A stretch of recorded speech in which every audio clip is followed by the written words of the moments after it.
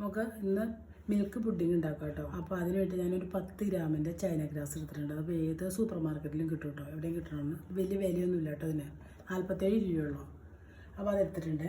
ആദ്യം നമുക്ക് അതൊന്ന് 1/2 കപ്പ് വെള്ളം ഒഴിച്ചിട്ട് കുതിർത്താൻ വെക്കുക. അതൊന്ന്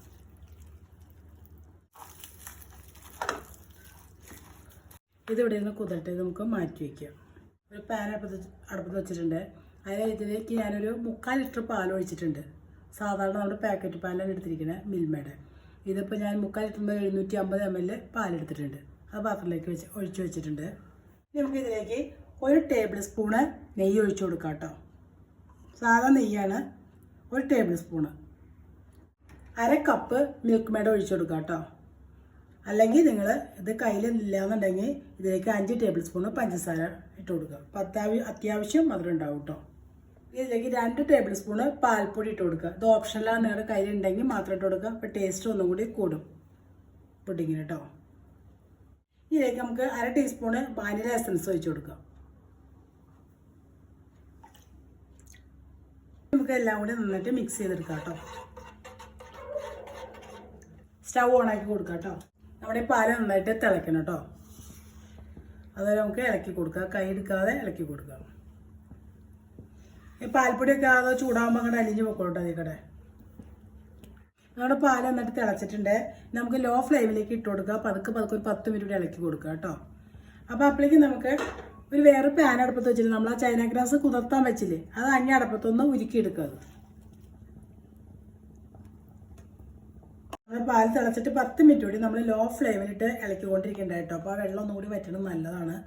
അപ്പോൾ ഒന്നും വറ്റിച്ചെടുക്കുന്നത് നല്ലതാണ്. അപ്പോൾ 10 മിനിറ്റ് അതുപോലെ തന്നെ ലോ ഫ്ലെയിമിലിട്ട് വറ്റിച്ചെടുത്തിട്ടുണ്ട്. അപ്പോൾ ഈ നമ്മൾ ചൈന ഗ്രാസ് നമ്മൾ ഉരുക്കിയിട്ടുണ്ട്. ചെറിയ ചൂടോടെ ഇതിലേക്ക് ഒഴിച്ചു കൊടുക്കാം. 1/2 കപ്പ് വെള്ളം കൂടി ഒഴിച്ചിട്ട് വേണം നമ്മുടെ ചൈന ഗ്രാസ് ഉരുക്കിയെടുക്കാനായിട്ട് കേട്ടോ. ഗ്യാസ് ഉരുക്കിയിട്ടുണ്ട്. ഇനി നമുക്ക് സ്റ്റൗ ഓഫ് ചെയ്യാം കേട്ടോ.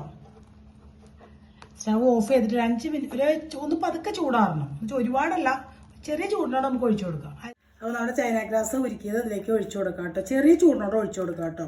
എന്നിട്ട് അപ്പം തന്നെ നമ്മൾ പെട്ടെന്ന് ഇളക്കി കൊടുക്കാം. സ്റ്റൗ ഓഫ് ചെയ്യാട്ടോ. ഇനി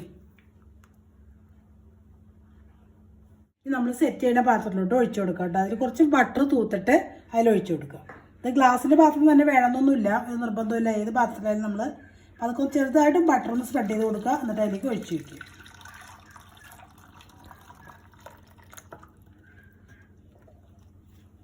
ഇനി നമുക്ക് ഗാർണിഷ് ചെയ്യാനായിട്ട് നിങ്ങൾ കയ്യിൽ വെച്ചാൽ ഏത് നട്ട്സ് ഉള്ളതെന്ന് വെച്ചാൽ എടുക്കാട്ടെ. ഞാൻ കുറച്ച് ബദാമും കുറച്ച് പിസ്ത എടുത്തിട്ടുണ്ട്. അത് നമുക്ക് ഇതിൻ്റെ മുകളിൽ ഗാർണിഷ് ചെയ്യാം കേട്ടോ. നമുക്കിത് റൂം ടെമ്പറേച്ചറിൽ ഇരുന്ന് ഇത് ചൂടാറണം കേട്ടോ. ചൂടാറിയതിന് ശേഷം നമുക്ക് 1/2 മണിക്കൂർ ഫ്രീസറിലേക്ക് വയ്ക്കാം.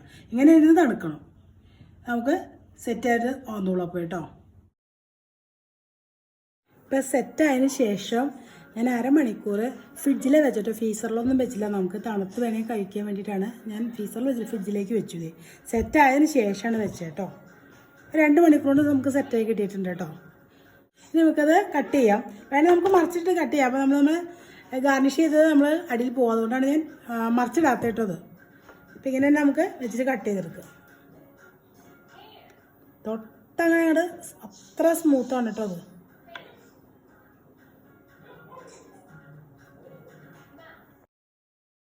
മിൽക്ക് പുഡിംഗ് കൂടെ റെഡി ആയിട്ടുണ്ട്. അപ്പോൾ നിങ്ങൾ ഇതെല്ലാവരും ട്രൈ ചെയ്ത് നോക്കണം കേട്ടോ. നിങ്ങൾക്ക് എല്ലാവർക്കും ഇത് ഇഷ്ടപ്പെടും, നല്ല ടേസ്റ്റാണ്.